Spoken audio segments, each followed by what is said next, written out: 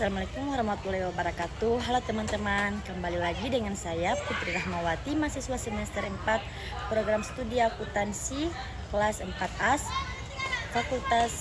Fakultas Ekonomi dan Bisnis dari Universitas Khairun Kota Ternate dengan NPM 022723111163. Saat ini saya sedang berada di tempat wisata yaitu Benteng Orange, dan tujuan saya berdiri dengan saya di sini ingin membuat video kali ini untuk memenuhi tugas dari mata kuliah metode penelitian yang diampu oleh dosen saya, yaitu Bapak Dr. Sumitto SE MSI AKAD, dengan judul materi tentang metode studi kasus. Sebelum saya menjelaskan, saya meminta kepada teman-teman untuk membantu like, komen, dan share video ini ya.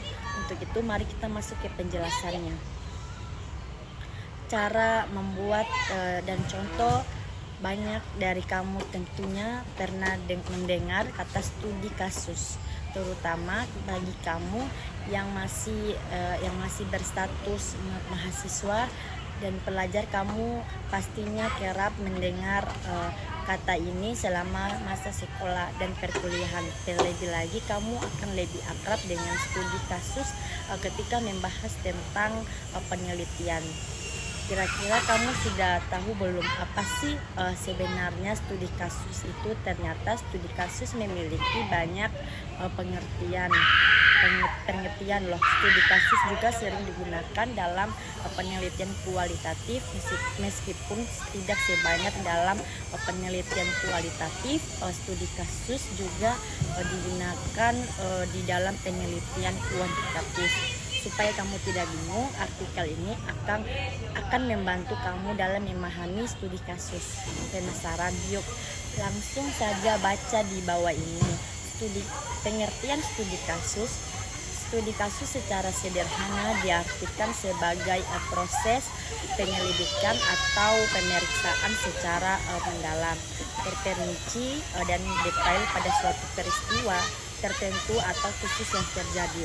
Studi kasus dapat diperoleh dari metode-metode penelitian formal. Banyak disiplin ilmu yang menggunakan studi kasus dalam proses penelitiannya, baik itu ilmu sosial maupun ilmu eksakta. Kata kasus yang terdapat di dalam studi kasus bisa merujuk pada individu, kelompok, peristiwa, fenomena, perilaku, dan banyak lainnya. Makna yang dirujuk oleh kata kasus dapat berbeda pada setiap penelitian atau topik. Hal ini tergantung dari si peneliti memaknainya dalam penelitian yang ia lakukan. Menukil dari penelitian studi kasus dalam penelitian kualitatif. Konsep dan prosedurnya. Karya Mujia Raharjo. Studi kasus berasal dari terjemahan dalam bahasa Inggris, yaitu case study atau case studies.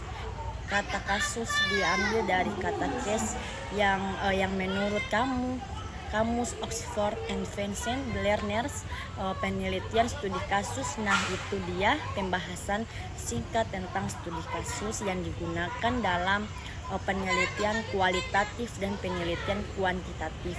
Sekarang kamu akan masuk tahap selanjutnya, yakni membuat kerangka penelitian dengan menggunakan metode studi kasus di bawah ini. Sudah ada cara mudah untuk membuat penelitian studi kasus. Berikut langkah-langkahnya yang bisa kamu ikuti. 1. Memilih tema atau kasus yang akan diteliti. Pemilihan kasus juga harus berdasarkan pada kekhasanan kasus dan juga tujuan.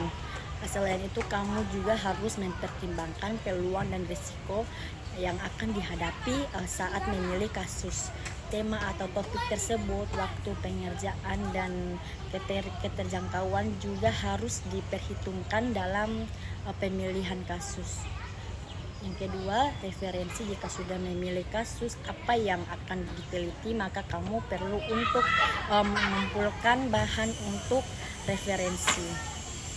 Yang ketiga, kerangka penelitian. Selanjutnya kamu dapat menyusun kerangka penelitianmu. Kamu juga bisa membuat daftar informasi apa yang akan kamu butuhkan, serta kamu perlu untuk membuat kerangka agar dapat mengerucutkan informasi yang akan digali lebih dalam lagi. Pengertian studi kasus menurut para ahli. 1. Robert Kayin mendefinisikan studi kasus sebagai proses pencarian pengetahuan untuk menyelidiki dan memeriksa fenomena yang terjadi di dalam kehidupan nyata. Ia menjelaskan bahwa studi kasus dapat digunakan ketika fenomena dan kehidupan nyata memiliki batas yang samar atau kabur. Selain batas yang samar, studi kasus juga harus memiliki berbagai sumber untuk dijadikan alat pencarian bukti dan informasi. Jika syarat tersebut tidak terpenuhi, maka penelitian tersebut tidak dapat menggunakan studi kasus. Yang kedua, Pollitt dan Hungler. Studi kasus menurut Pollitt dan Hungler adalah fokus untuk menentukan dinamika terkait pertanyaan mengapa individu berpikir dan bertindak serta mengembangkan dirinya. Mereka menilai bahwa fokus tersebut merupakan sesuatu yang penting.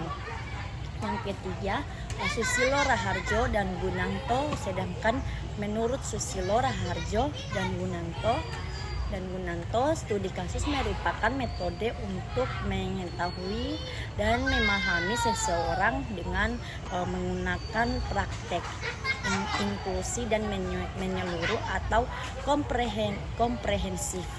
Dalam prakteknya, peneliti akan mengumpulkan individu yang dijadikan sebagai subjek penelitian. Selanjutnya, peneliti akan melakukan penggalian informasi pada subjek agar dapat memperoleh pemahaman lebih dalam lagi. Jika sudah didapatkan pemahaman dan informasi tersebut dapat digunakan oleh subjek sendiri ketika melakukan penyelesaian terhadap masalah yang dihadapi, sehingga subjek dapat berkembang lagi setelah dapat menyelesaikan permasalahan tersebut. Yang keempat, Bimo Walgito. Sedangkan menurut Bimo Walgito, studi kasus adalah metode yang ditunjukkan oleh untuk menyelidiki dan mempelajari peristiwa dan fenomena terkait individu, merupakan pengertian dari studi kasus yang dijadikan subjek tersebut nantinya akan diselidiki lebih lanjut lagi. Hasil penyelidikan bisa berbentuk beberapa laporan, salah satunya seperti biografi atau riwayat hidup. Menurut Bimo Walgito, dalam melakukan studi kasus dibutuhkan banyak informasi dan akurasi data agar diperoleh hasil data yang sesuai, mendalam, dan akurat.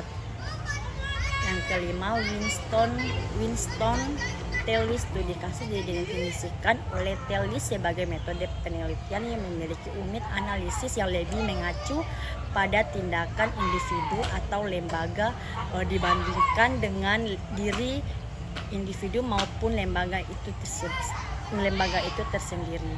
Dapat dikatakan studi kasus lebih berfokus pada tindakan atau perilaku yang dihasilkan sehingga menghindari bias atas penilaian diri pada individu atau lembaga tertentu yang menjadi subjek penelitian. Selain itu, unit analisis dapat berbeda dan bervariasi pada setiap individu dan lembaga. Yang keenam, Viagin, Antonli M. Morum, dan Andre F. Sjoberg. Viagin, Morum, dan Sjoberg mendefinisikan studi kasus sebagai metode penelitian yang bersifat multi-perspektifal.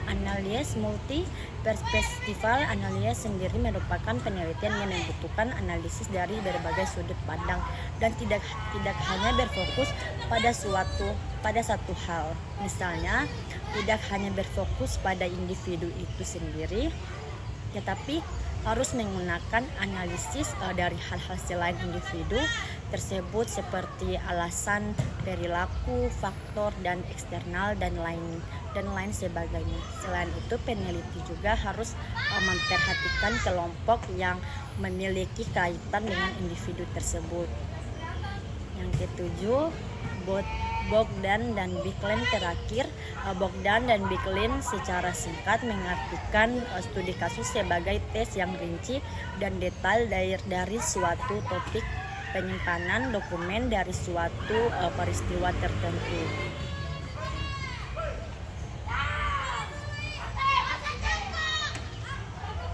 Baik. Bagi kamu yang masih kuliah mungkin kerap melakukan penelitian studi kasus sebagai tugas kuliah. Studi kasus juga sering digunakan dalam penelitian kualitatif dan kuantitatif. Secara umum, studi kasus adalah penelitian yang dilakukan dengan menginvestasi lebih lanjut penyebab dari aspek sosial tertentu. Selanjutnya, pengumpulan data dapat dikembangkan atau dibuktikan untuk menyelesaikan permasalahan dalam penelitian tersebut. Ingin tahu lebih lanjut, simak penjelasannya ini. Studi kasus adalah lektor di ITS bernama Tony Dwi Susanto yang menulis tentang metode penelitian studi kasus 2020, menjelaskan bahwa studi kasus adalah sebuah penelitian tentang suatu peristiwa yang telah terjadi tanpa si peneliti melakukan intervensi maupun di dalam studi kasus. Peneliti bukan menjadi bagian dari konteks objek penelitian, melainkan peneliti mendatangi untuk menginvestasi, menganalisis dan mempertimbangkan berbagai faktor dan komponen yang kemungkinan saling berpengaruhi. Dilansir laman repositori Radenintar AC.id, menurut Suharsini Arikunto, studi kasus adalah pendekatan yang dilakukan secara intensif, terperinci, dan mendalam terhadap gejala-gejala tertentu.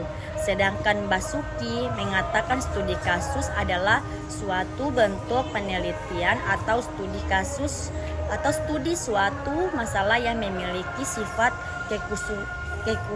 kekhususan dan dapat digunakan dengan pendekatan kualitatif maupun kuantitatif yang ditargetkan untuk perorangan, kelompok, atau masyarakat luas. Jenis studi kasus dikutip dari paper laman Despace UII AC.id. Ada 3 jenis penelitian studi kasus, yaitu yang pertama studi kasus kasual atau disebut explanatory. Penelitian explanatory berguna untuk menjelaskan hubungan antara dua lebih gejala variabel. Tujuan studi kasus ini untuk mengetahui bagaimana dan mengapa suatu peristiwa terjadi. Perlu adanya identifikasi berbagai variabel di luar masalah tersebut untuk mengkonfirmasi sebab terjadinya suatu masalah, atau sering disebut dengan penelitian konfirmatorik atau yang disebut confirmatory research, dan penelitian korelasional research, satu hal yang bisa diterapkan yaitu dengan simbol X variabel independen untuk diuji penyebab suatu hal bisa terjadi dengan simbol Y variabel dependen. Singkatnya, apakah X menyebabkan Y? Melalui penelitian ini akan terlihat korelasi pola arah sifat, bentuk maupun kekuatan hubungannya. Yang kedua, studi kasus deskriptif. Penelitian deskriptif adalah metode yang dilakukan untuk meneliti status kelompok, manusia, objek, atau suatu set kondisi sistem pemikiran ataupun suatu kelas peristiwa pada masa sekarang. Tujuan penelitian ini untuk membuat deskriptif atau gambaran secara sistematis, aktual dan akurat mengenai fakta-fakta, sifat serta hubungan antar fenomena. dan diselidiki, deskriptif, mempelajari aspek sosial atau masalah dalam masyarakat serta norma yang berlaku di dalam masyarakat, termasuk hubungan kegiatan, sikap, pandangan, proses yang sedang berlangsung, dan pengaruh dari peristiwa tersebut. Yang ketiga, studi kasus eksploratif. Penelitian eksploratori adalah penelitian yang dibuat untuk memperoleh keterangan, informasi, data mengenai hal-hal yang belum terungkap. Tujuan penelitian ini untuk mengeksplorasi suatu hal yang belum mempunyai gambaran sama sekali mengenai hal yang akan diteliti. Eksploratif tidak memerlukan sebuah hipotesis dalam penelitian, namun menyiapkan beberapa pertanyaan sebagai penuntun untuk memperoleh keterangan dan informasi.